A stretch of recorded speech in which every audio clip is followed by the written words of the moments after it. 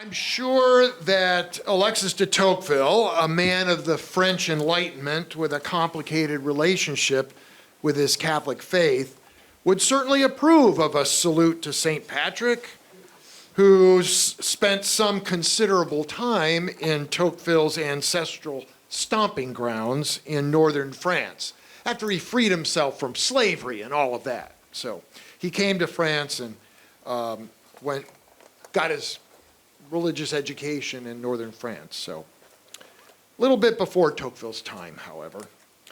So in addition to wishing you all a happy St. Patrick's Day, I want to welcome you to the Tocqueville Center's March event on America and the global economy.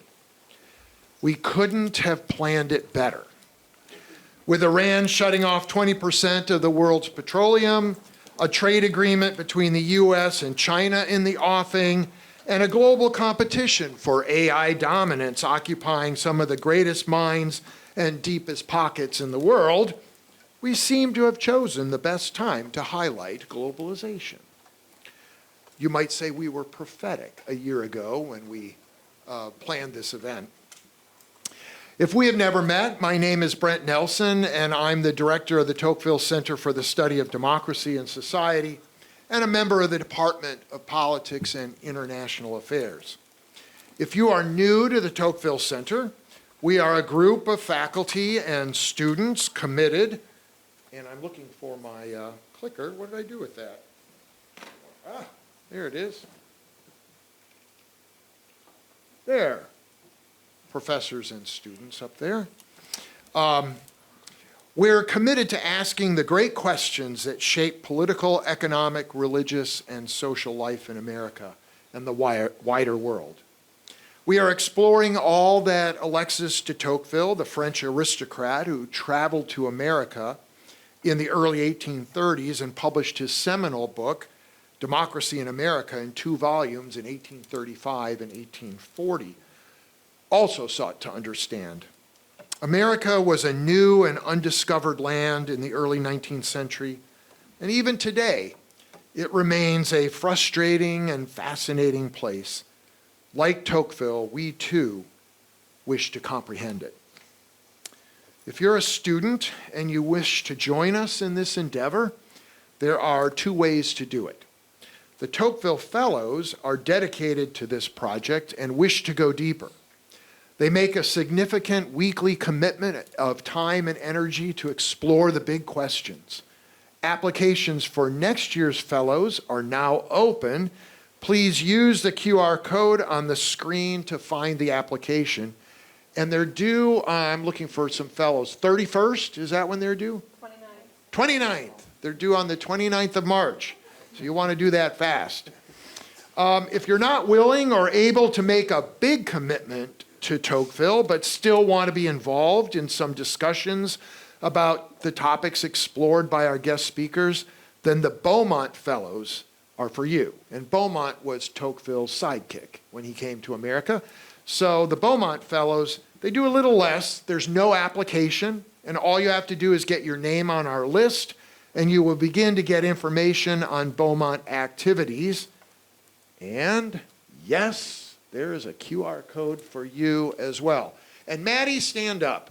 If you can't get the QR code, Maddie is the person to talk to if you want to become a Beaumont Fellow for next year.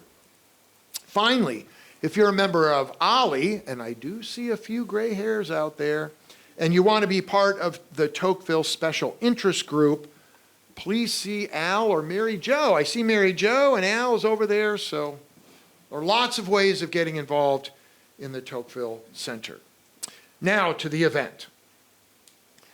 When I was in graduate school in the 1980s, globalization was still a capitalist plot to exploit the impoverished global South. When I landed at Furman University in the 1990s, globalization, which was connecting the world through the movement of goods, services, capital, labor, and ideas across borders, was the consensus ticket to Adam Smith's universal opulence. A little different. By 2015, globalization had returned to being a plot against the poor, but now it was woke elites who were holding down the despised working class by transferring their jobs to China and hooking them on cheap imports. Now, these are caricatures, of course, but the fact is that the global economy has always had its detractors, and sometimes it does become a tornado that can scramble our personal lives, the well-being of our families and communities, and of course, our national politics. We are living in scrambled times. Once open borders are now closing. The movement of goods and people has become harder. Supply chains have shortened, and politics has become more national, or can we say nationalistic? To help us think through these issues from different perspectives, we have invited three superb thought leaders, Josef Braml, Scott Lincicome, and Mark de Placido. This afternoon, and Mark is on his way, TSA, weather, all of those things are conspiring against the poor man, but we'll welcome him in. He should be here any minute. So this afternoon, Josef Braml will have the spotlight as he speaks to us on the topic America, Europe, and the state of globalization in the age of Trump. Scott and Mark will join him after his talk for a panel discussion and audience Q&A. Tomorrow night, the spotlight will shift to Scott and Mark, and Josef will be added to the mix when we move to the on-discourse discussion that will follow. So, let me introduce Dr. Braml to you. I will introduce our panelists when I invite them to the stage a bit later. A full biography of Dr. Braml appears in your brochure, but let me give you a brief introduction here. Josef Braml is the European Director of the Trilateral Commission, a venerable group founded by David Rockefeller in 1973 to promote an open dialogue and closer relations between America, Europe, and Asia. Dr. Braml received his doctorate in political science, sociology, and French cultural studies at the University of Passau, where I actually was this summer. It was the first time I'd been there. Beautiful, beautiful place. He worked at the German Council on Foreign Relations as managing editor and editor of the International Policy Yearbook and head of the Americas program.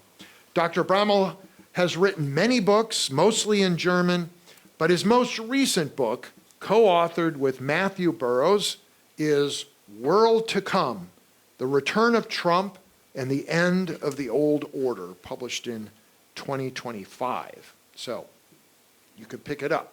I'm sure he would be very happy to have a bunch of sales coming out of today's talk. Anyway, please welcome to the stage Dr. Josef Braml.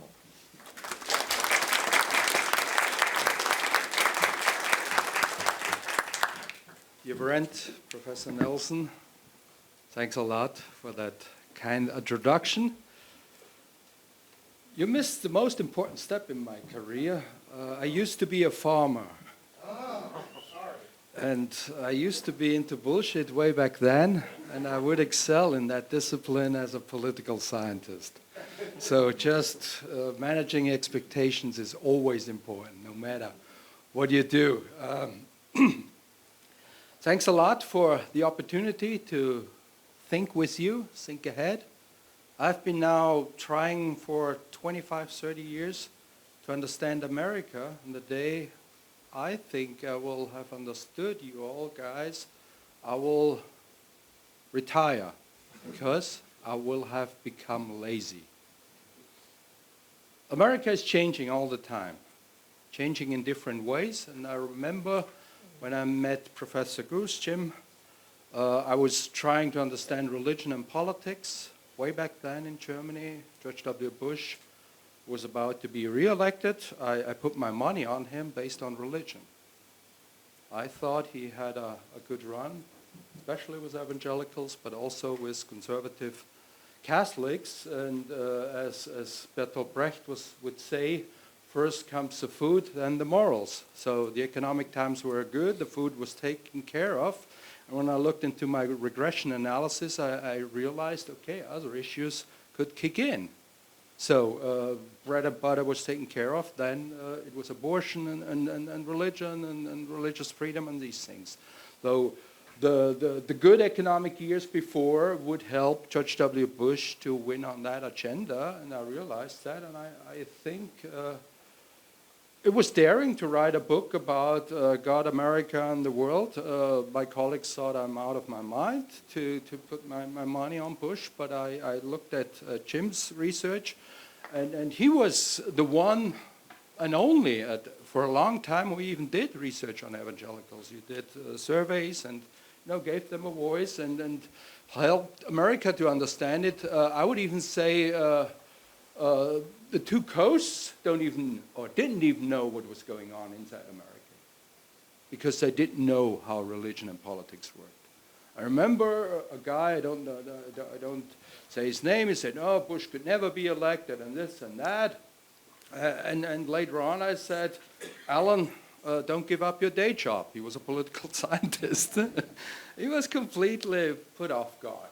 So, yes, religion is important, and also for this president. I was at the party convention of Republicans, and I have to admit, I'm religious. I've been an altar boy, but what I've seen at this party convention reminded me of some religious ceremony.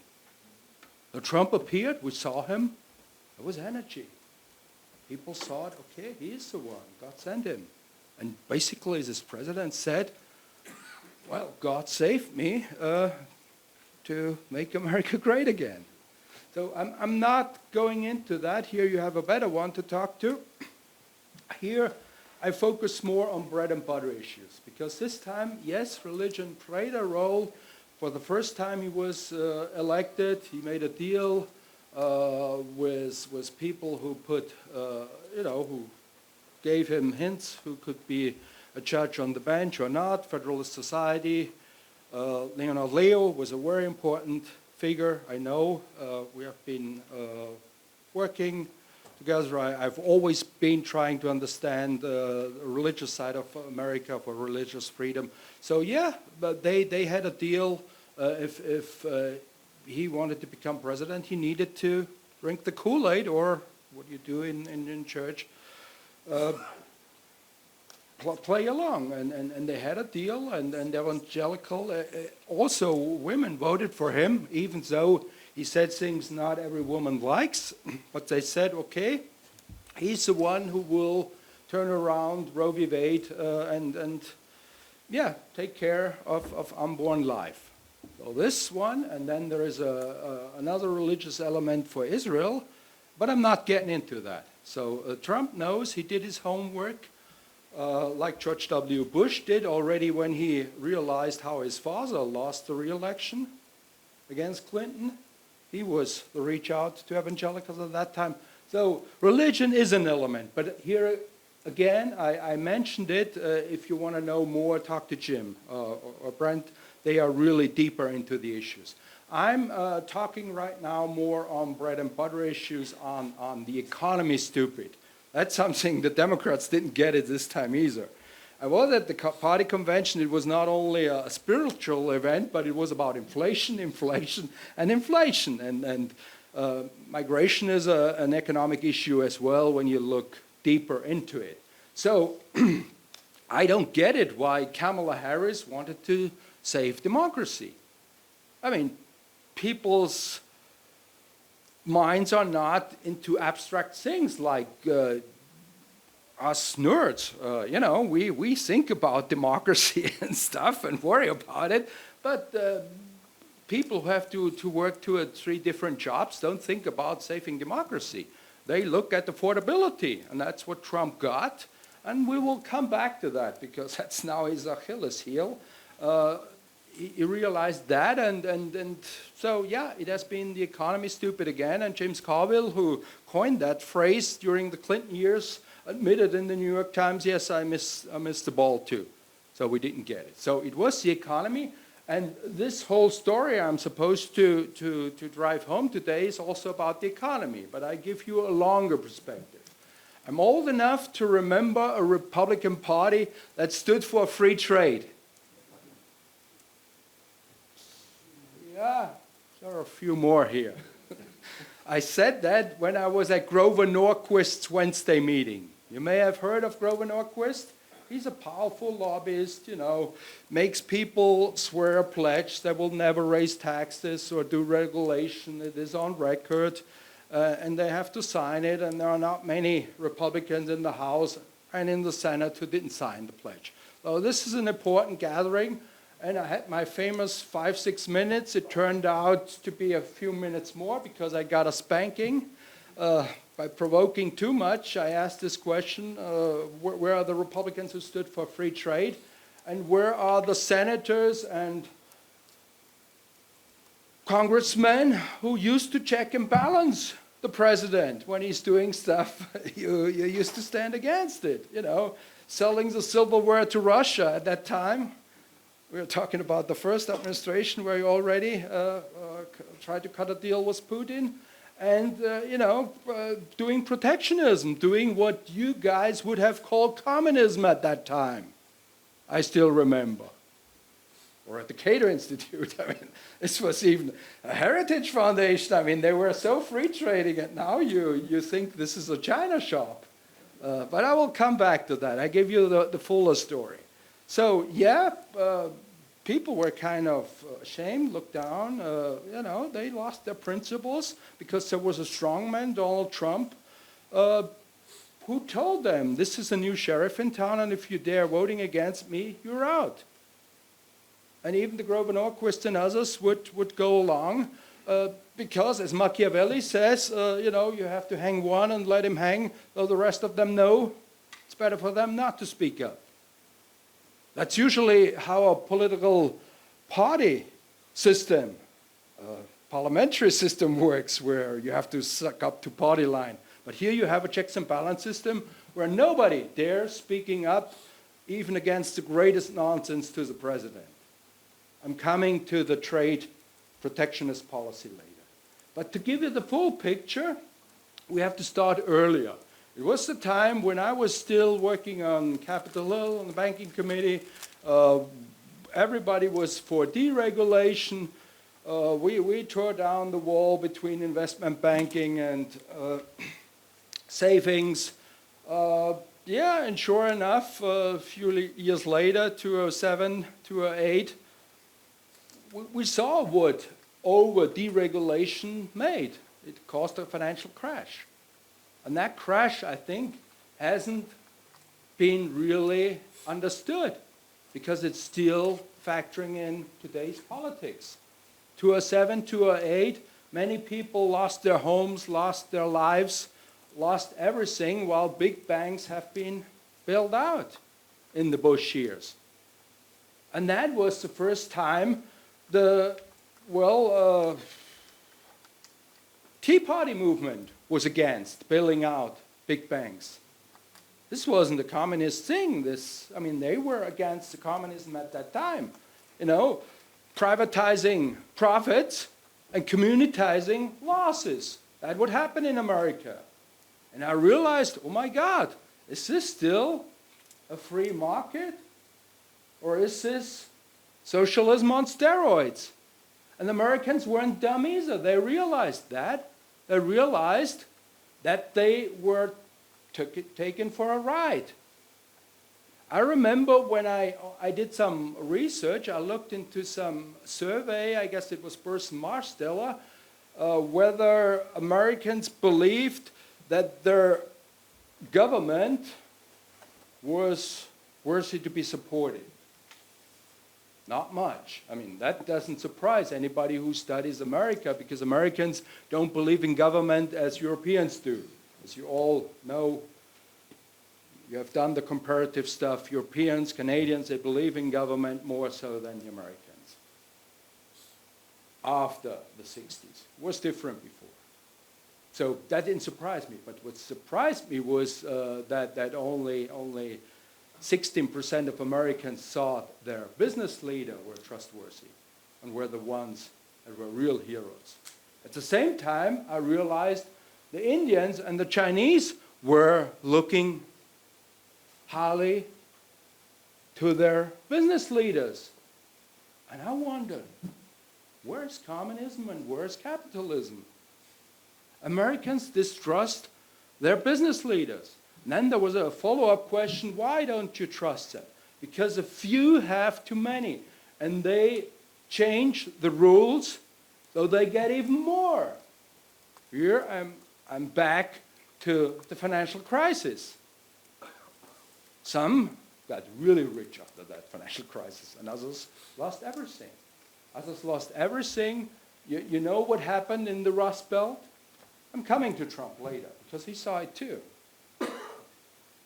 You know, Detroit, all those proud cities, all of a sudden the export thing was scrap metal and not proud cars. Oh, the Rust Belt wasn't always a Rust Belt. There was unemployment, there were drugs, there was suicide. People weren't happy at that time. And Trump saw that and realized, okay, people are not happy at that time.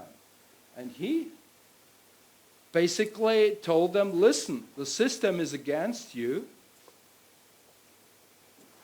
and I will turn the table for you. He was a kind of a Robin Hood.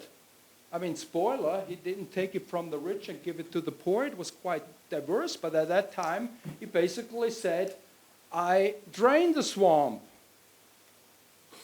Look at Hillary Clinton, designer jacket, $14,000. Beholden of Wall Street, got that much money for a talk. Well, he was supported by Wall Street, privately and publicly. And when the Koch brothers on the Republican side were figuring out who could be the next candidate for president, he said, no, I'm not one of their puppets. I'm going against that, against low energy chap. He had 100 million before he even started. And that, in the good old days, would have been, well, a home run. If you have that much money and the money is on you. But not when Americans are in a revolutionary mood. They had it. Those below didn't think that those above were being worthy to be supported. Weber, Legitimation, the German sociologue, would have framed it this way. So Trump saw that, and he went against the system, and he said, listen, guys, I'm so rich, they can't buy me. Maybe that's why he never came out with his tax records. People may have realized he isn't that rich, and you take away the debt, but the story was there. He was, successful businessman, fire people, you're fired. He was the icon of success. Tremendous PR thing. I mean, he blew up almost everything he did before without his father's help. And some help from a German bank who will never forgive for helping him out. So, but he's an icon for success. I'm so rich, nobody pulls my strings. Look at those guys who are now trying to please the rich ones. I drained the swamp, and people actually voted for him. And Hillary Clinton helped him. She looked down on his voters. A bunch of deplorables. Well, that's how you beef up the other team. I played soccer, and when the other coach did trash talk, our coach would tell us, get us really hot. Trump is still using that. Hey, deplorables, you want to show them how good we are? And the next time, I'm jumping ahead, Biden did the same when he looked down on Trump's voters. Well, that's something not many have understood. This is an anti-elite, anti-establishment revolution. I wouldn't say an orange revolution. There have been too many jokes about it here. Green revolution is for Iran, but that's a different story. Will come later. Yeah, and when people wanna change things, they with them every tool is okay. okay, we want to throw a hand grenade into that system. And Trump delivered. First time. Second time, there was Corona, and people kind of thought, maybe that's not that good. But he repeated his campaign, continued, doubled down, and won again. It wasn't a mere accident. Americans were not happy with the domestic system, and for sure, they were not happy with the international system, because Trump sold another interesting story. He said, basically, your jobs are gone because the elites, the globalists, some Jewish people may say that's dog whistle for something else, but I'm not getting into that. The globalists, they sold you out. Both parties actually did, Trump said. Trump's movement was against both parties. Republicans tried to avoid Trump. They couldn't. Well, they had to suck up. He was against both parties. He talked to his movement, and he said both parties, that was the inaugural speech, sold you out. Now I'm talking directly to my movement without media in between.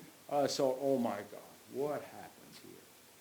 I saw this inauguration speech, and on the same day, another interesting thing, Xi Jinping talked in Davos, the mecca of liberalism, of free market, defending the free order against America. I said, that's an interesting twist. Who would have thought that?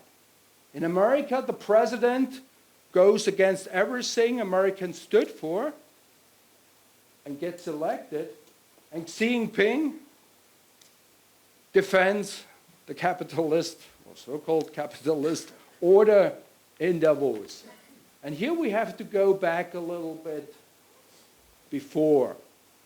I remember days when the Washington Consensus was the game in town. It was just a matter of time, especially after the Soviet Union crashed. Game was over, to speak to younger fellows. System competition was decided. We were the best, led by America. It was just a matter of time until others would free trade as we did. And, by the same token, democratize. That was the parlance of the day. The Chinese would become responsible stakeholders. Our system was there, and they would play along. Here I use an anecdote we have in the book before, I have to say. Mathew Burrows, with whom I've been writing that book, The End of Trump, The Return of Trump, sorry, it was a Freudian spell. Return of Trump and the End of the Old Order. We wrote that before he was re-elected. Not many people thought that would be possible. And in a book before, Matt told me a story. He would advise a president and say, well, I don't think the Chinese will really play along. America would lose influence relatively. And China, they have different ideas. And then a guy, Herbert Raymond McMaster, in the same room said, what do you guys know? They will suck up like the Japanese and the Germans did. I mean, we call the shots, just a matter of time. And Matt said, that with all due respect. I mean, China is a different story.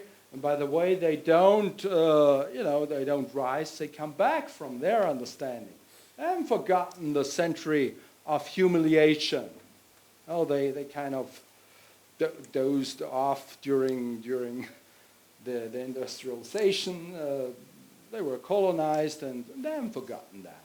Well, they're back and not rising. They're back from their mind, and then the few hundred years is not much from their history. In this country, 200 years, 100 years too many, you have to cut down a few trees, as you have seen outside. So not in China. In China, the trees start getting really sick and growing. What I'm saying here, there were people who have been warning and this and that, and now fast forward 10, 12 years, different president, similar entourage, same Herbert master, saying, why didn't you warn us that China isn't playing along? They are now, setting up their own Silk Road and Belt and Road and make us dependent, give them credits and this and that, and why didn't anybody warn us? And Matt said, well, we tried to warn you, but you could have listened. And I included a statement, please cut that out later because it's not for public consumption. We cut it out of the book. I said, well, sometimes policymakers use intelligence or expertise, in your case, like a drunk uses a lamppost. Not for illumination, but for support. But people want to hear what they want to hear. And this is the case in today's White House. There's nobody around Trump who doesn't tell him what he can hear and wants to hear. And that's a big problem. This city, Washington, D.C., and this whole country is full of smart minds, but nobody's near this president. 2 or 3 exceptions. And they have the toughest time because they're smarter than what they have to say. And that's tough. And that's a huge problem. But let's go back to this story. All of a sudden, China isn't playing along, everybody's surprised. So it's not the end of history that everybody else would become like us, like America, free trading, becoming democratic, Russia first, then China. It's not the end of history, as Fukuyama, one of our colleagues, said. Game over, no more competition. It's the irony of history. Now I'm coming back to Davos. Not that China copied our American model, but America copies China's model. What we see today is mercantilism on steroids. This is not free market, but it started before. So here I kick in what Matt and I basically wrote in that book before Trump was elected. Trump will return, and this will be the end of the old order, meaning the end of the economic order, which is globalization.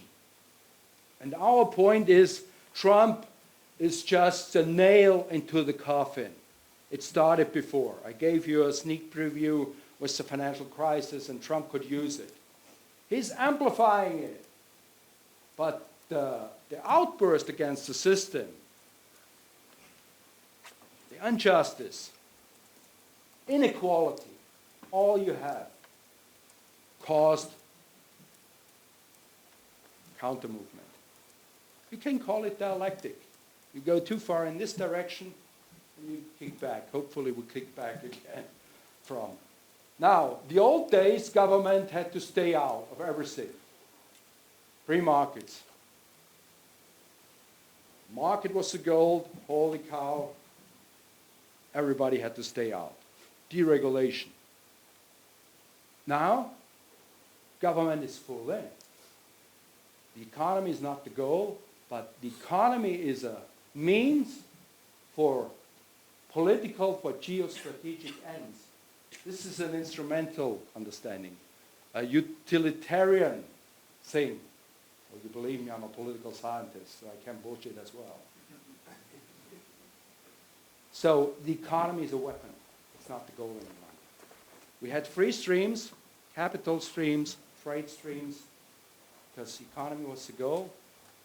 Human labor streams, data streams. Now, the streams aren't free any longer. They are controlled.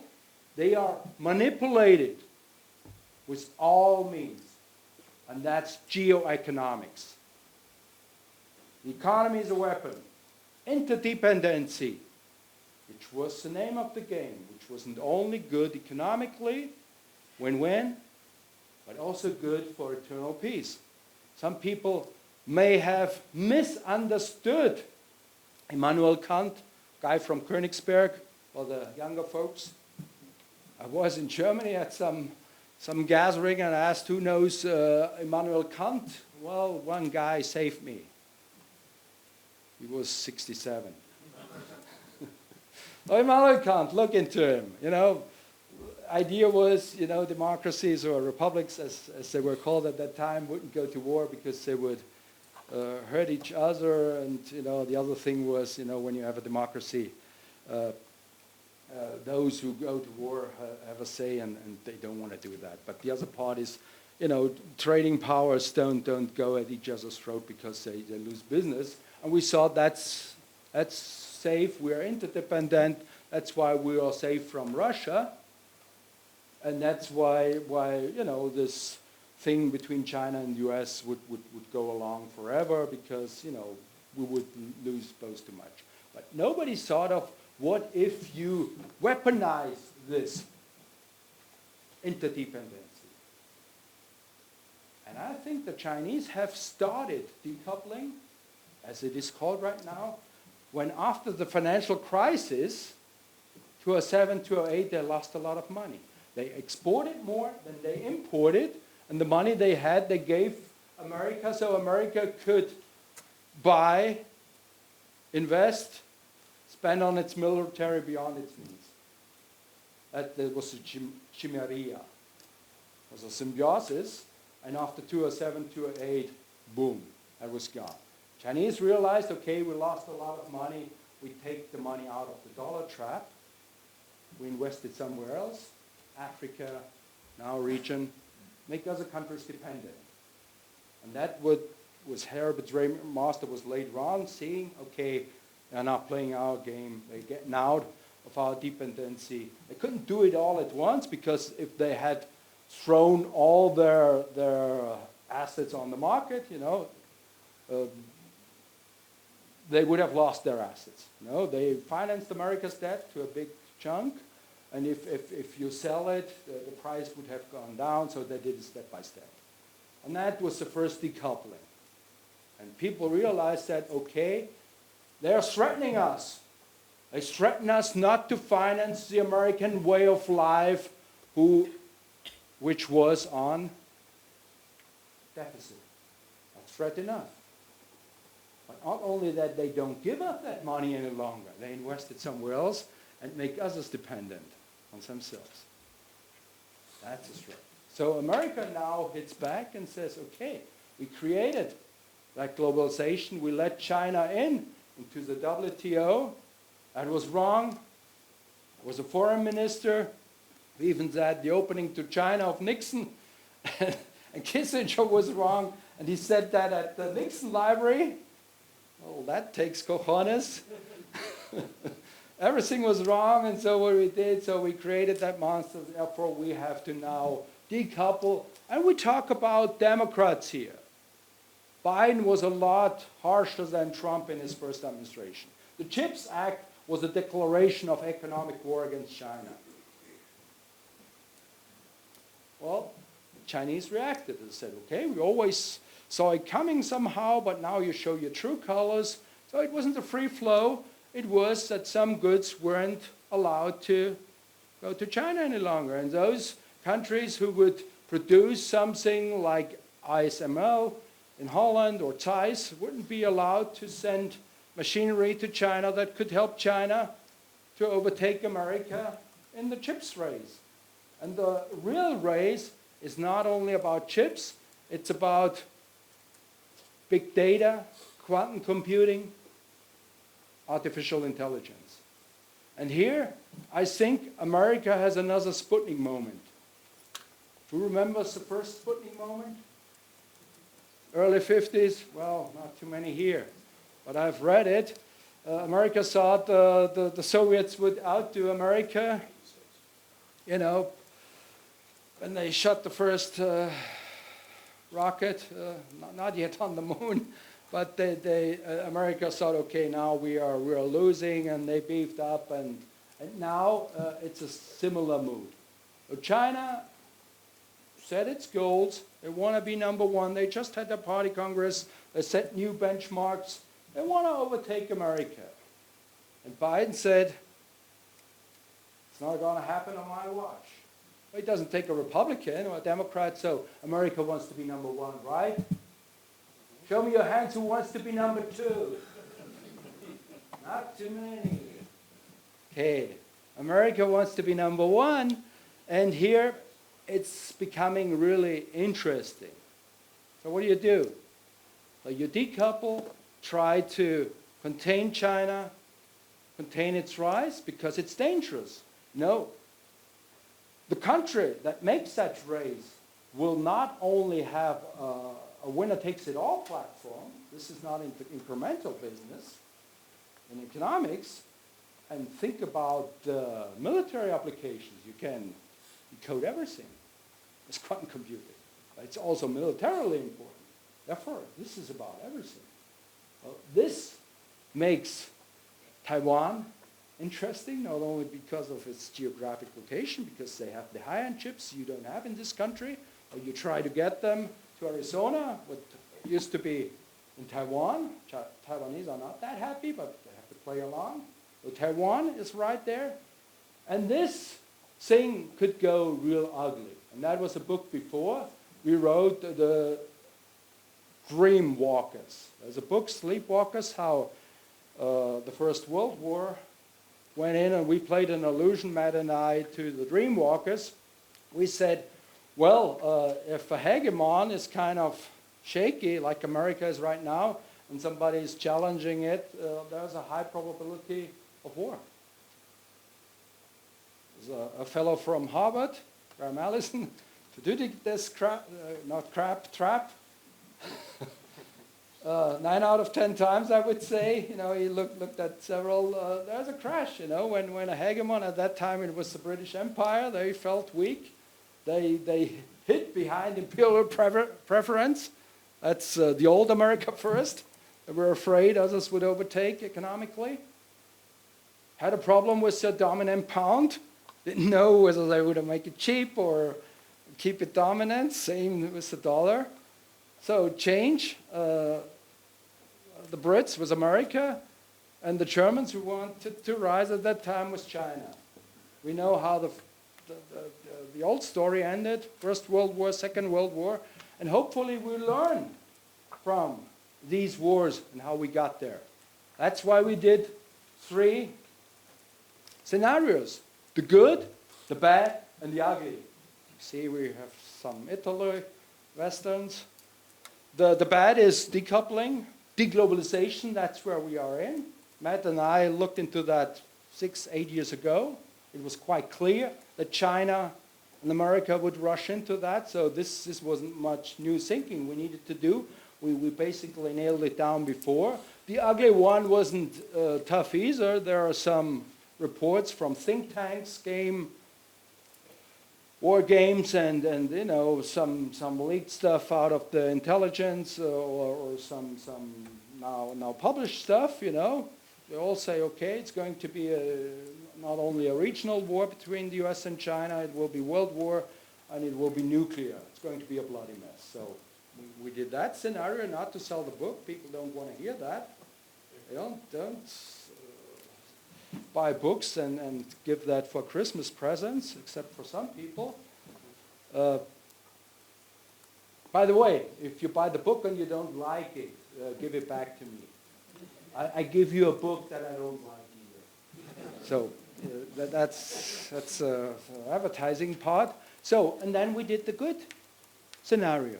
How do we come back to a world, globalization 2.0 we called it, to avoid drifting from the bad, deglobalization, to an ugly war? Remember, economic wars can become hot wars. Japanese didn't attack Okinawa out of the blue. There was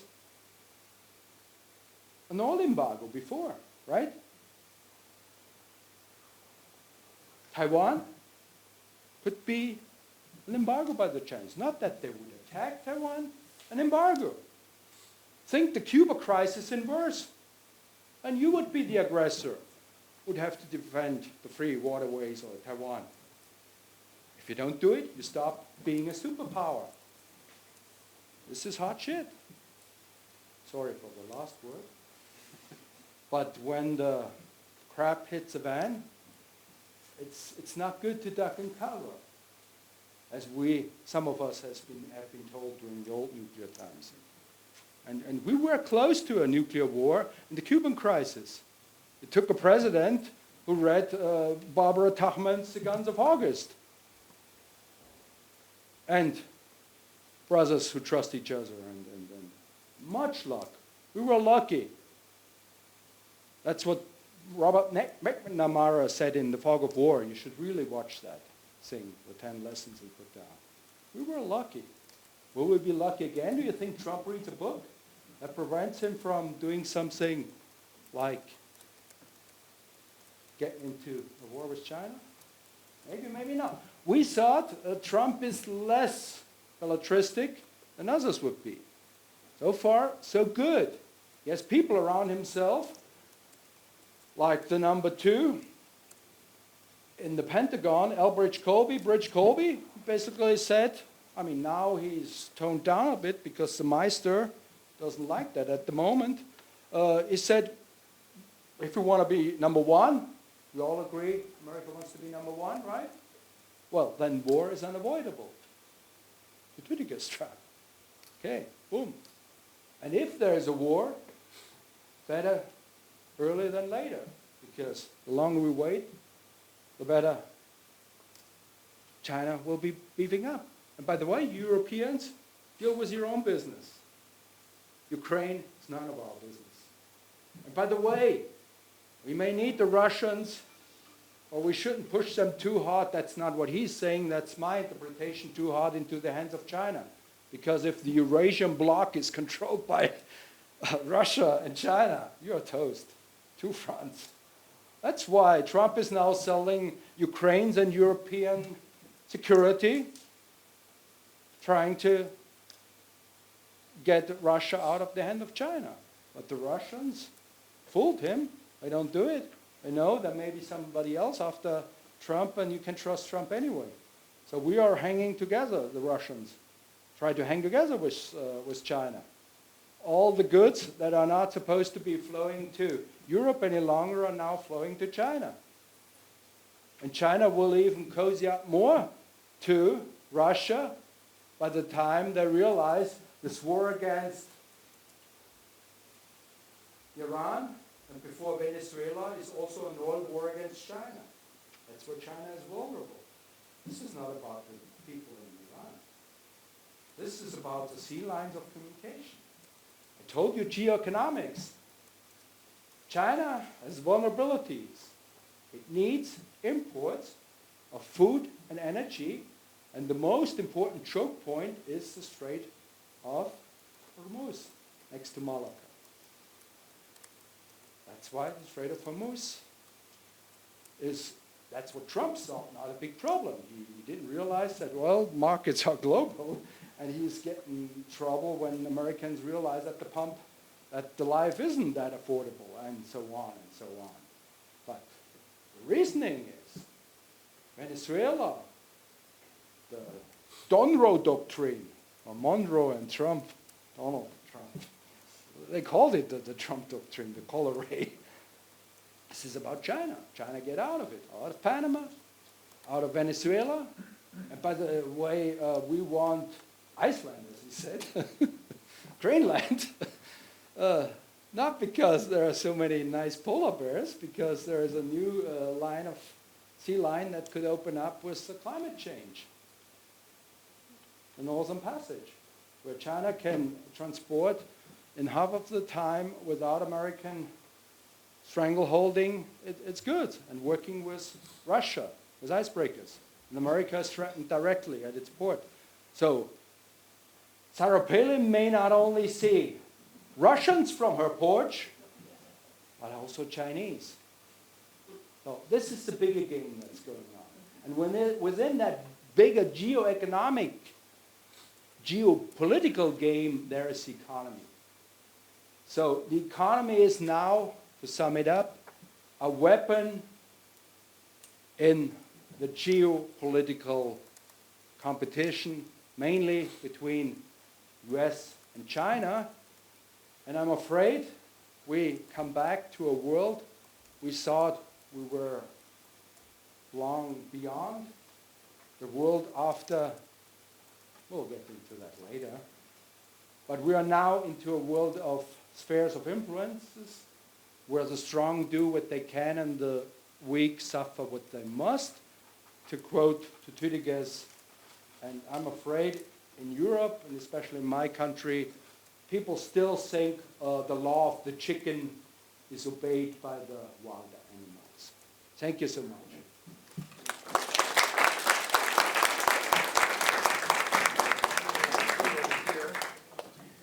What do you want us to say? I want you to sit, you can choose any chair you wish. And Scott and... Reminds me of my daughter. Papa, today you can, she was barely, we did that game. Today you can choose your color in that game. Oh, you're entitled to choose green. Well, you were the speaker, so you get to choose. All right. Scott and Mark, you may come up. And I looked over and I saw Mark and I said, the poor guy has been traveling all day long to get here from Washington, D.C., but thanks for being here. And let me introduce the two panelists that we have added to the stage here.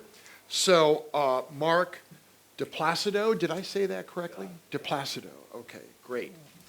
I'll probably pronounce it wrong at some other time, but I got it right this time. He graduated from Yale University. He is now a policy advisor at American Compass, a leader in the new conservative movement, and in fact, I brought one of his boss's edited book here, The New Conservatives. You can see it's well marked. I did assign it to my global politics class, Politics of the Global Economy class last term. So, he was before that he worked on Governor Ron DeSantis' campaign for president. He has also worked as a deputy assistant trade representative for public affairs at the Office of the U.S. Trade Representative under Ambassador Robert Lighthizer. He's also worked at Heritage Action and in the U.S. Senate. And Scott Lincicome is the Vice President of General Economics and the Herbert A. Stifel Center for Trade Policy Studies at the Libertarian Cato Institute, and the Senior Visiting Scholar at Duke University Law School. He earned a BA and JD at the University of Virginia, and Capitalism, Lincicome's regular column for the Dispatch, is go-to reading among free market advocates. And I do read it very frequently and faithfully. Anyway, so now we have the panel assembled, and I don't know, Mark, when you walked in, how much of this you heard, but I will let Scott first go ahead and make comments about what you heard, challenges, points of agreement, points of disagreement, whatever comes to mind. No, first of all, thank you very much for having me here. It's great to be down in one of my favorite places, Greenville. A great story of globalization in and of itself. So there is a lot, I think, to agree with, and I'll start with a few of those points. One is I really like the framing of the rise of Trump as much more of a cultural anti-establishment movement that it really is about economics and even trade. One of the things I think that is oversold in Washington is the idea that Trump rode to power on a wave of anti-globalization sentiment among the people. Yet when you look at public polling, even today, Americans just really aren't very anti-globalization. They actually support free trade. They actually don't really like tariffs, and this is before Trump's latest tariff wars. They don't think deeply about trade issues. When you poll on these things, trade and globalization, trade always ranks at the bottom of the things people care about. There's, the economy and stuff and healthcare and the rest, and then it's like globalization down there way below climate change. And so I like the framing of this being much more of a populist anti-establishment movement and less about some sort of bottom-up groundswell demands for economic isolationism. Because I completely agree, and I think the polling on that is also there. One of the things, though, I think is that where I might disagree a bit is the extent to which the world actually is decoupling and deglobalizing. Even last year, among the highest U.S. tariffs we've had in a generation, inflation-adjusted imports hit an all-time high. Americans love their Squid Game and K-pop and all of these cultural aspects of globalization. We love our imported devices, our smartphones and the rest. We depend on globally traded services, including tourism, exports, and the rest. And the Trump administration, the very isolationist Trump administration, also embraces the global economy when it suits it politically or geopolitically. Just this week, the Trump administration was demanding a permanent moratorium on restrictions on digital trade and e-commerce. You know, again, for an economic isolationist decoupling economy, that's quite surprising. You look at when there's an egg crisis, we liberalize imports of eggs. When there's a beef crisis, we liberalize imports of beef. We are now looking to create a coalition of the willing for critical minerals to combat China with other countries. So it's a very selective anti-globalization. And then finally, even with China, I think the decoupling rhetoric can be a bit oversold. Yes, if you look at the data, China has gone from being, I think, the United States' largest import source to now third, despite, again, really high tariffs and all of this bellicosity and adversarial relationship between the two. But even those figures are a bit oversold, because what the Chinese have done and what American multinationals have done is started taking intermediate inputs from China and assembling them in Vietnam or India or Mexico and elsewhere. And so a lot of that Chinese content that used to come directly into the United States is now actually still coming into the United States, but via these third countries. So this kind of economic decoupling, I think, is more about de-risking on the margins than it is this broad-scale deglobalization. So something that it's certainly not there for the American public, but it's not even there, I think, for the Trump administration itself. Okay, great. Mark, why don't you make your comments, and then we'll get back to Josef here. Yeah, I think it's on now. So I'd probably, I agree with a lot of the sort of like factual points that were raised in certainly the longer narrative, maybe a few in Scott's remarks, but I think the entire narrative casting is probably backwards from what I consider to be the truth. I think just starting with the point that I think both speakers have touched on, Trump did run on a very unique economic platform and foreign policy platform, for that matter, as a candidate in 2016 against 17 other candidates with extensive political records, name recognition. It was not a limited field. It was a wide open field that a complete outsider who had never had any political experience before came in and ran on a platform that really ran very counter to 20 to 30 years of conservative economic orthodoxy that the voter base had been hearing reiterated by every think tank in DC, Fox News, the radio, whatever have you. So I think that, you know, we've done our own polling on globalization and on trade. You know, we can exchange polling on people's sentiments on the issue. I think what it comes down to, though, is that people have deeper concerns and deeper issues that they will vote on, even if it contradicts libertarian economic orthodoxy. And I think that politics is always it's always coalitions, but it's also always a reaction to the events of the time and the events on the ground. And what people did experience for, you know, really 4 or 5 decades, but especially after 2000 when China got permanent normal trade relations with the United States, was an erosion of a middle class and median wages, erosion of manufacturing and quality jobs, especially that would allow, you know, a single earner to sustain a household and have children, accelerating asset and services prices, which far, you know, preceded the Biden administration and the rampant inflation we saw there. Trump, for, you know, his downsides, and obviously he's not everybody's cup of tea, had been raising these issues for decades.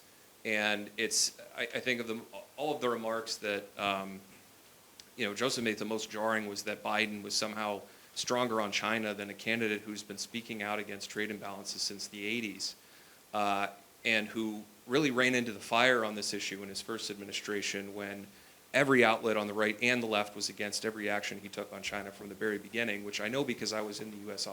Trade Representative's office at the time. So I think what Trump has done, for better or for worse, is he's really changed this entire narrative of globalization that was accepted really in both political parties for 20 to 30 years before he came onto the scene. And he's the reason we're having this conversation today. So I just would state that on the political narrative at the beginning, but the economics and the broader theory, happy to get into more details as well. Joseph, responses.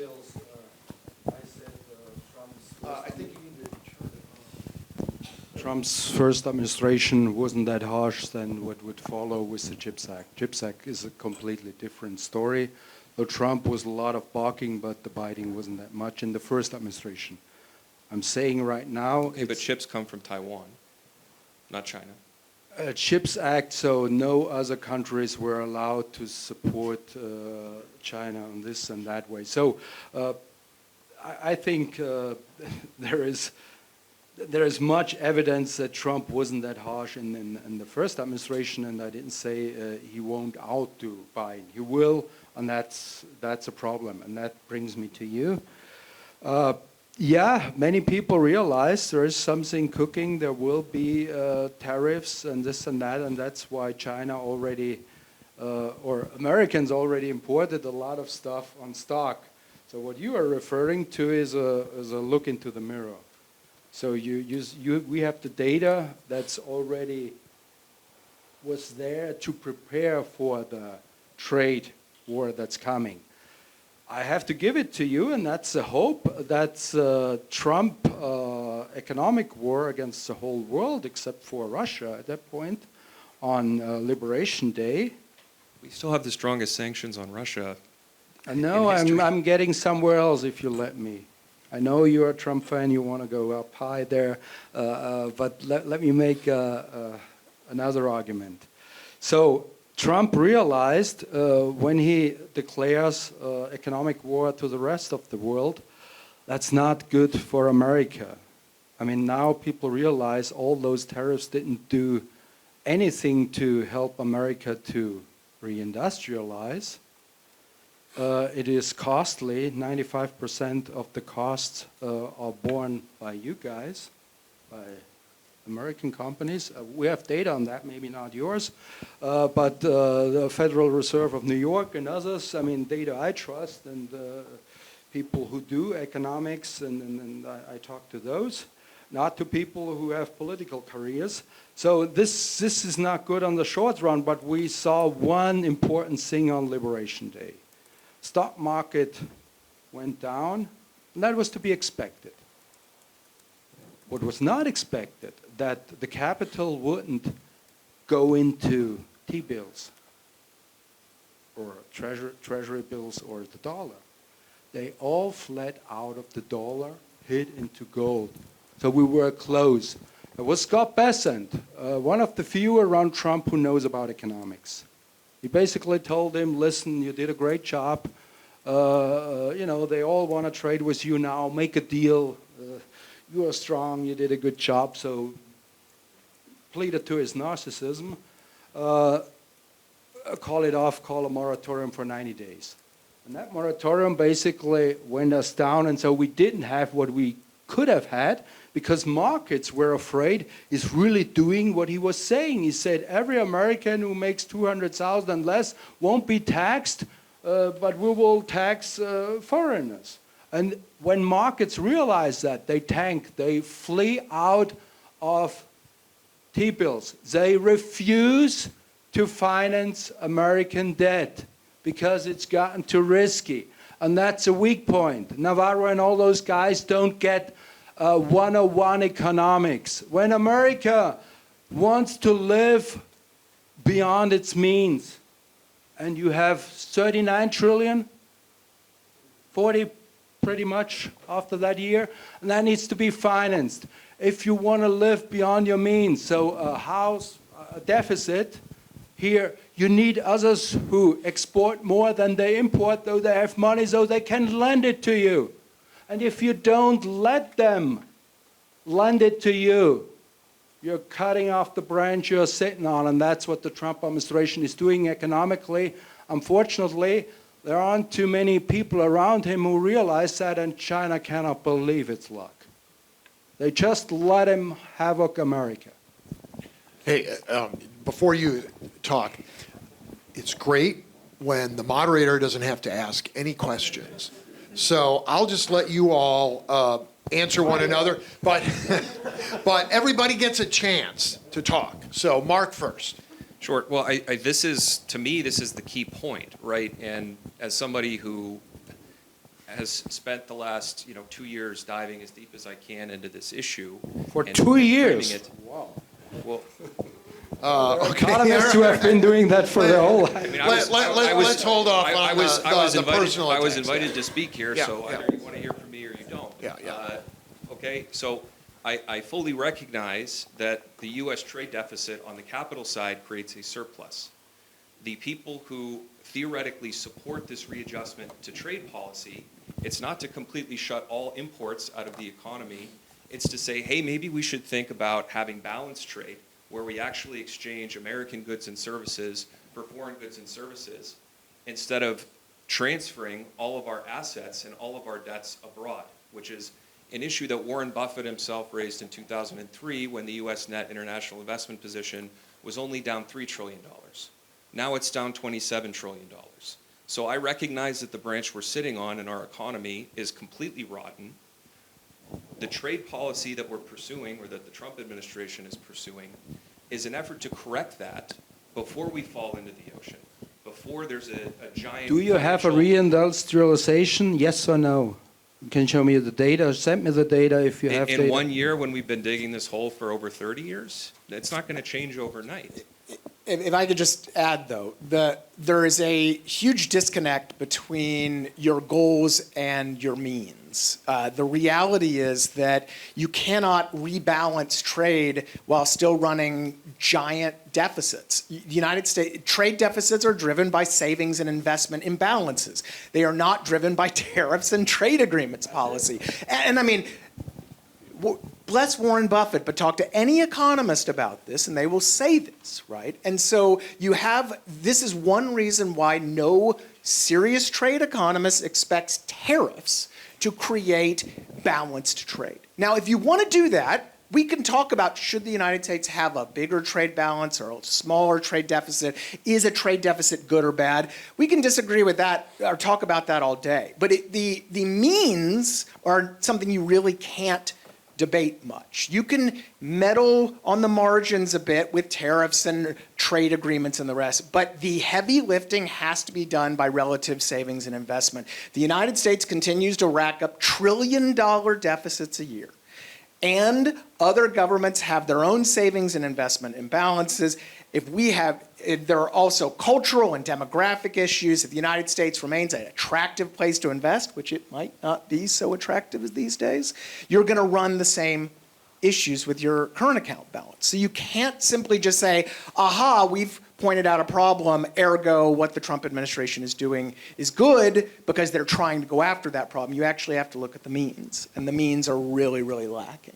Sure. I mean, I would disagree. I think we've already seen the trade deficit come down since the tariffs were put into place. That is, I would add, also dependent on our currency, and it is dependent on our capital account.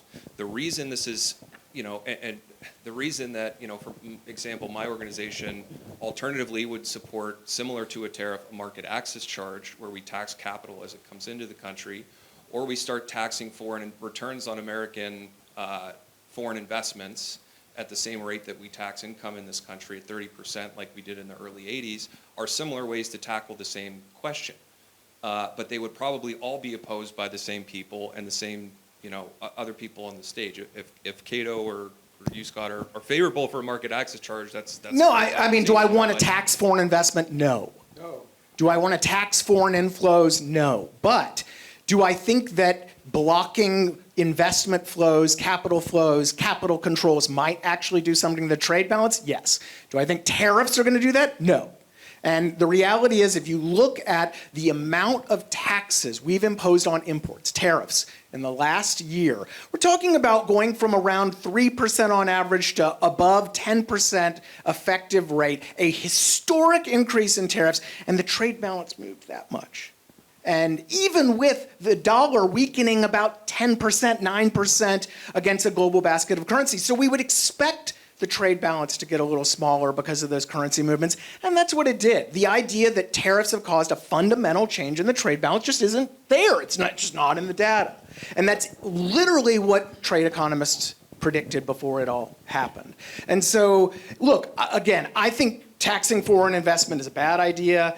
Generally, as a libertarian, I'm a free market guy, and I think that individuals and investors should be left to spend their money as they see fit, to invest as they see fit. I think that's good for me, that's good for the global economy, that's good for the US economy, blah, blah, blah, blah, blah.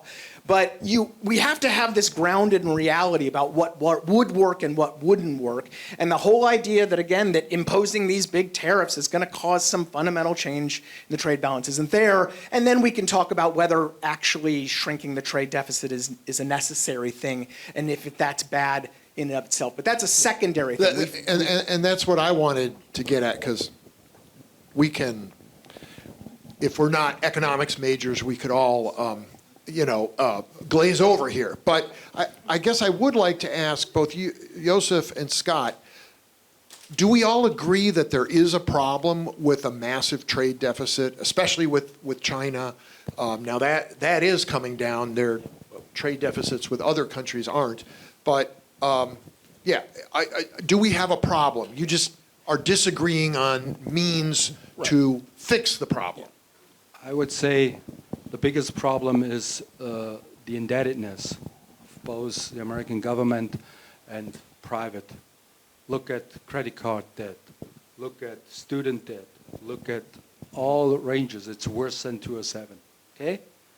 And again, the 101 economics is, as long as you're indebted, you need a trade deficit. Have you seen Ice Age 1, 2, 3? There's this little animal popping his hand here and there, trying to hold the water back, and then runs out of the extremities, and then water comes out here. That happened with the trade thing.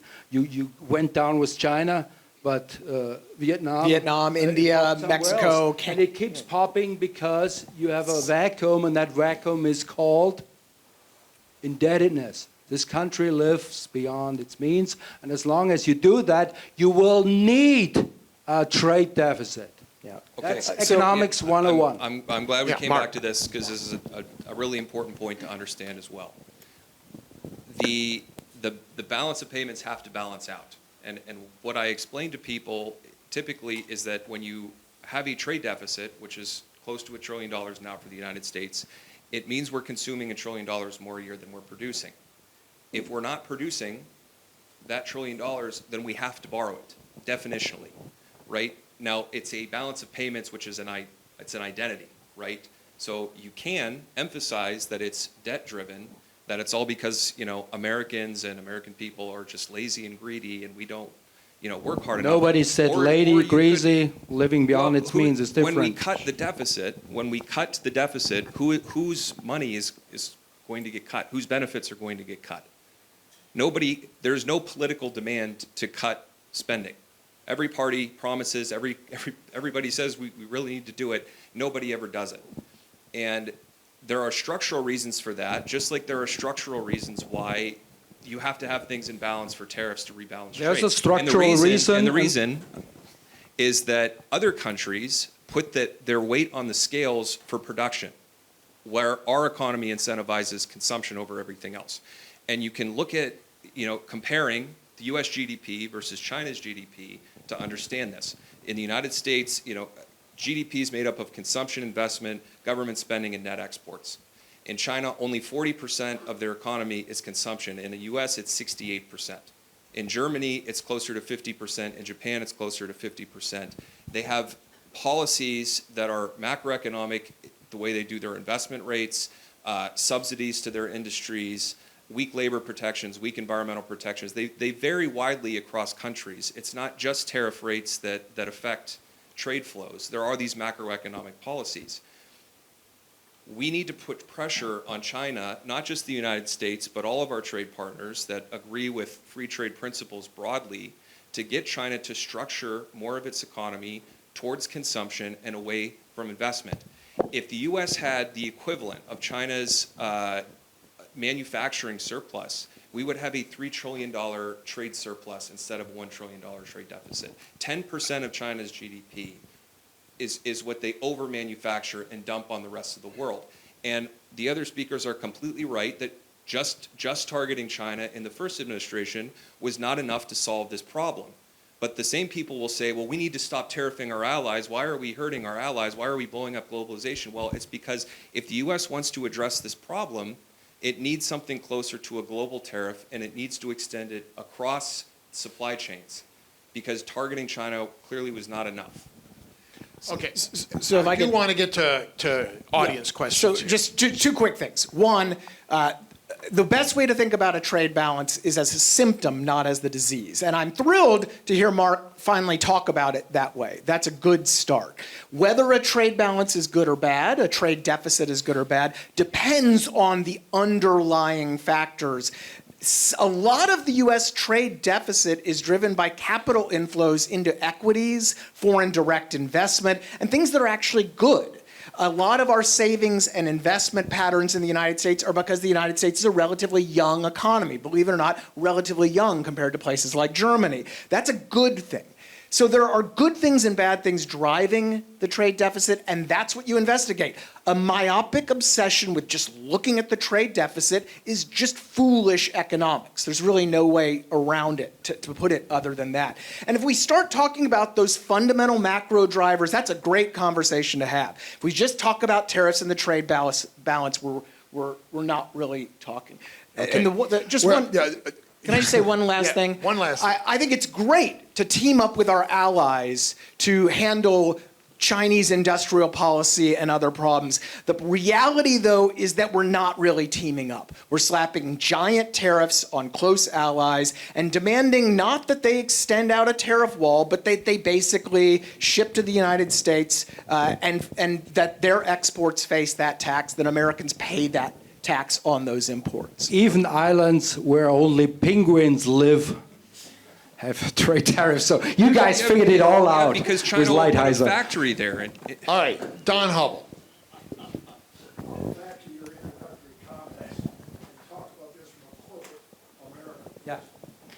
When you have a mediocre leader who surrounds himself with mediocre staff members, the best result you expect to get is mediocre. The worst is disaster. And when you talk about balancing the budget, you talk about defense, you talk about our military action, you talk about when you have mediocre people in charge, you can talk all you want to what's going to happen. Nothing's good going to happen with mediocre people. Thank you, sir. That wasn't a question, it was a comment, and maybe we'll pick that up. But anybody? I got it. Okay, Luke, back here, and then Clay, and then back here. Also, great hat. Go Who's. Yeah. Thank you. So I have a question for Dr. Braml. You mentioned how you think that one of the big issues is our indebtedness in the United States and our living beyond our means, as you put it. And something that Mr. Placer mentioned is that parties talk about reducing spending, but no one wants to actually reduce spending. So then how might we actually solve that issue? Is it going to take someone finally coming in and actually reducing spending, which seems very implausible, or some other solution? Colleague talked about structural things. I think Trump delivered, he's, and here we may even all agree, I think some people got a tax break, they don't need it. There are some billionaires who say, I want to pay more taxes. So the one big, beautiful bill, it was even too much for Elon Musk. He says this is a way against freedom, and the Heritage Foundation and the Cato Foundation would have said that in the good old days before they went, not the Cato, but heritage turned completely opportunistic. So when you spend more and even cut social issues, there will be many people who won't get food stamps, this and that, and this country isn't really a welfare state, let's put it this way. And you cut it further. It won't help that much because it won't make up with the tax breaks that will add another 4-5 trillion, beautiful trillion to the debt, and just tax people normal in a way they can still live with, and whether they have 300 billion here and there or less, it doesn't matter. So that's a structural issue. The next thing is education. I think when you look at the STEM things, I mean, we are even worse than America, but America is a lot worse than China. They put in a lot of research money, a lot of money into education. America used to be like that, the GI Bill and all that. No, Americans knew what education was. And now, I think, where should it come from? And you don't have reindustrialization because you don't have the people who are skilled enough. That's why you have exemptions. Why Trump would have to let in something, because you're not able to produce certain things. And that's structural issues, and you can change all that. And here both parties are guilty. Have you heard Democrats talking about education? They could talk about that. And I think that's worthwhile. And in my country, in Europe, we have the same problem. But look at China, how much they put into that, into research. And here again, I mean, this attack on free research on universities, that's not good for America. Mark, do you want to respond? Yeah, I guess 2 points is that Into the mic, please. Yeah, the 2 points is first that we have completely overemphasized college education in the United States. If you look at the percentage of people who go through high school, finish college within 6 years, and then get a job that actually requires that degree, it's about 1 in 4 people, I think, who actually go, or 1 in 4 Americans. Only a third of Americans have a college degree. And we pump all of our federal resources and all of our tax breaks into colleges when 2/3 of the population realistically is never going to be is never going to have the kind of career that justifies the debt that they take on to get that degree. And if you look at, you talk about inflation, the cost of college has gone up astronomically over the last 4 decades. Why do they have to indebt themselves secondly, so much? I didn't interrupt you. The second point I would make is that we still have the best universities in the world, and we're educating every other country's citizens. Whether that Services export, by the way. And I agree that we still want we obviously still want the best talent from all over the world, but people got the message a long time ago on manufacturing that we weren't going to do it in the United States anymore when we opened our markets to countries that would pay a premium and subsidize production to come over there. A lot of the research money that we give out, even from the US government, ends up funding prototypes that are developed in American universities, and the only place they can get funding and scaling is in places like China. And these are including highly sensitive fields, highly advanced fields, fields with military implications. So we need to seriously reform the way we're thinking about college research. And we need to incentivize more college and career and technical education, which, when we've done our own polling at American Compass, is the #1 bipartisan issue that over 80% of people agree with. Also, by a 9-to-1 margin, people agree we need more manufacturing in the United States. Okay, Clay, go ahead and ask Scott something. Yeah, well, I actually have a question for both Mr. Lincecum and Mr. Capacito.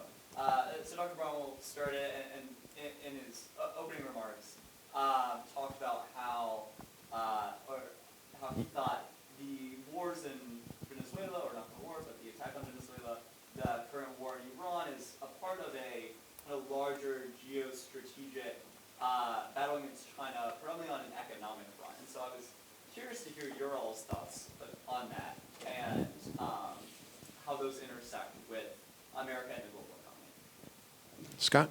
Yeah, I'm a bit skeptical that this is part of some grand China containment strategy. It strikes me more, the president strikes me a bit more as a checkers player than this kind of 3D chess that's laid out. I also think in general, and that's actually not a shot at Trump, I promise. It's just more that I think that in Washington there's a lot of effort to sort of reverse engineer one's own policy goals and just kind of ascribe them to the president. I think actually a lot of anti-globalization stuff is the same in that regard, that, oh, the president must think this or he must be doing that, because that's how people are thinking about it. That strikes me as, usually there's a lot of Hanlon's razor stuff, right? Or Occam's razor, depending on which one you like better. Kind of the simplest answer is the right one, right? So, but beyond that, I do find these conflicts to be quite fascinating. Of course, we at Cato, we're anti-interventionists. We're not big fans of them, but I also think they're quite instructive because they've really demonstrated that even a U.S. government that is desperately trying to isolate our economy more from these types of conflagrations can't escape. Right? Even for things like petrochemicals, we are a massive petrochemicals producer. The United States, by the way, second largest manufacturing nation on the planet. That shouldn't be lost in all of this.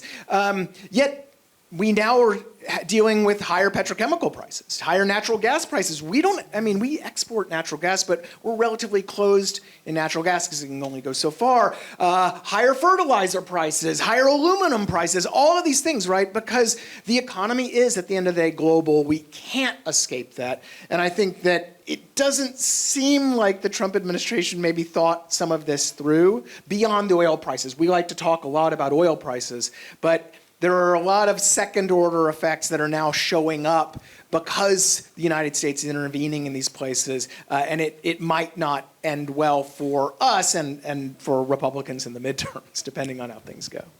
Mark? Yeah, I would kind of say something similar, that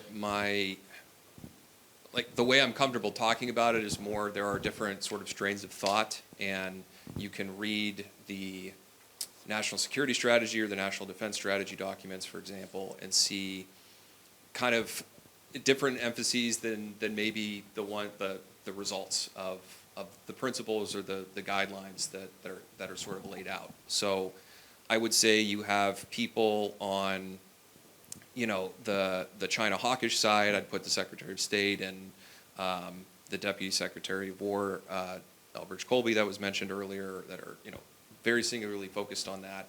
I would say, my organization, American Compass, is more focused on economic policy, but that makes China kind of the centerpiece of where we think a lot of the focus should be on foreign policy as well. We are also, still mindful of the debt. I didn't want my comments earlier to make it sound like we weren't concerned about lowering that.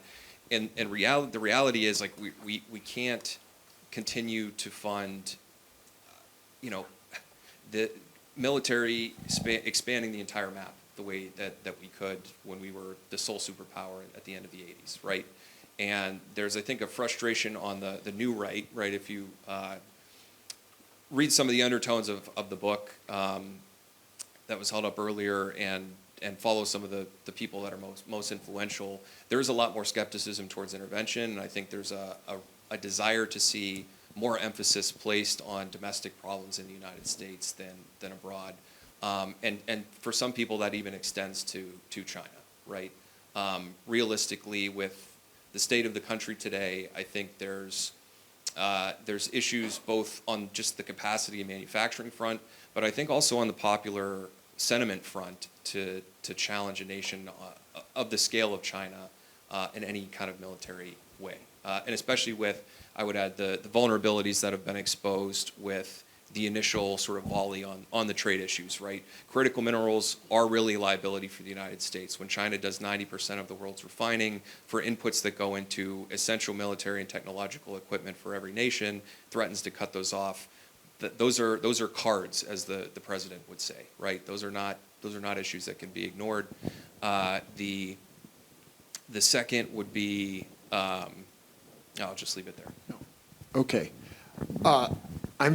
You're gonna ask your question, and then we're gonna dismiss, but I want to hear your question. Global term,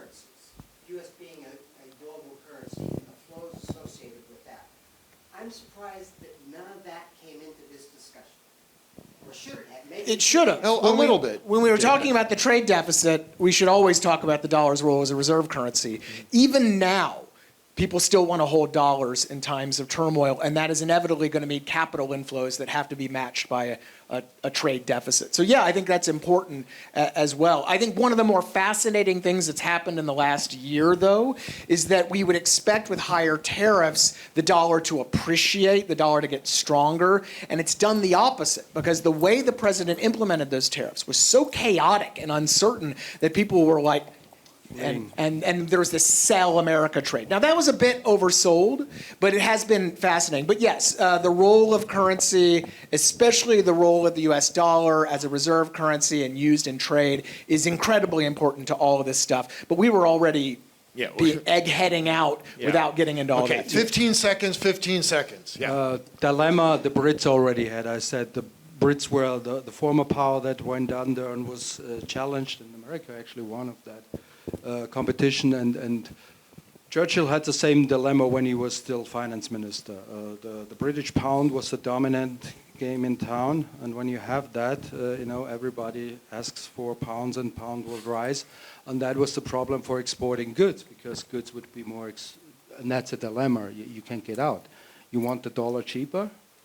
If the dollar is cheaper, then you don't have center rush. You even risk the dollar dominance. So what's going on right now with stable coins based on dollar, that's actually trying to save the dollar dominance into the next phase of the economy. Now, oil denominated by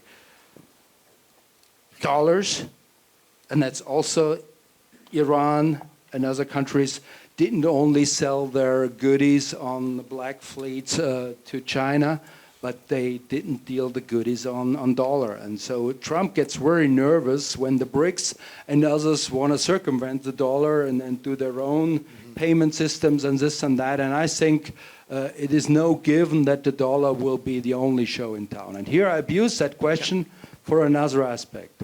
America used... 15 seconds. 15 seconds. America used to be the guarantor of our protection, and we paid tribute for that.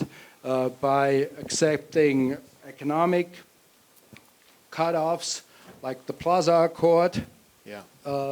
We accepted that we didn't beef up the euro as a competitor, but now there's no reason to pay tribute to America for protection we don't get. Therefore, we will leave all that money that was used for financing America in Europe, capital markets union, banking union, common European debt, and all of a sudden, all those investors that fled into gold after Liberation Day will have a plan B, and that's euro debt. So thank God Trump is finally bringing Europe together, and he won't get the Peace Nobel Prize, but the Charlemagne Prize for European unification. And a Thank German God said for that. him. A German said that. He That won't is deserve pretty it alone. Xi Jinping and Putin will also get credit, but his narcissism wouldn't accept that. Okay. 15 seconds, I'm sure. Yeah, hard. So most think tanks really across the spectrum, from the Peterson Institute, that's pretty free trade, and the Coalition for Prosperous America, who's the opposite, right? Most people say that the dollar is about 15 to 20% overvalued. That has advantages, especially geopolitical advantages, but it also has trade-offs and disadvantages, especially for producers in the United States. Economically, this is because if your currency is relatively higher than another currency, your goods become more expensive in that country, and vice versa. So currencies is really important in the trade balance and incentivizing production versus consumption in a country. So it's a very relevant question. There's people, again, sort of on the new right, who are starting to ask, is this sort of a pair of golden handcuffs? Is this a good thing or a bad thing? I'll leave on the geopolitical point that was mentioned sort of inversely, I think, by Dr. Braml. The Prime Minister of Canada, Mark Carney, said in his speech at the Munich Security Conference, acknowledged that the United States has, for the last really since World War II, provided a lot of public goods in the international economy. We keep the shipping lanes open, we maintain the reserve currency, we've funded NATO. I think we've contributed $22 trillion more since 1980 to NATO than the rest of our allies combined. These have real costs. Those costs have fallen on the American people and the people that voted for Trump and who support other populist candidates, including those on the left, because they have felt the pain of these policies. There have been benefits for some. There have obviously been, a relatively peaceful 80 years. But the question that the new right is asking is whether the system is sustainable. Our answer is clearly that it's not. Okay, we've redefined 15 seconds. I neglected to show Scott Lincecum's book, Defending Globalization, also dog-eared. So thank you very much. We're back at it tomorrow night for an on-discourse on globalization. You'll want to be there. See you 5 o'clock in the Watkins room. You're dismissed. Thank you. Yeah, let's give it up for our speakers.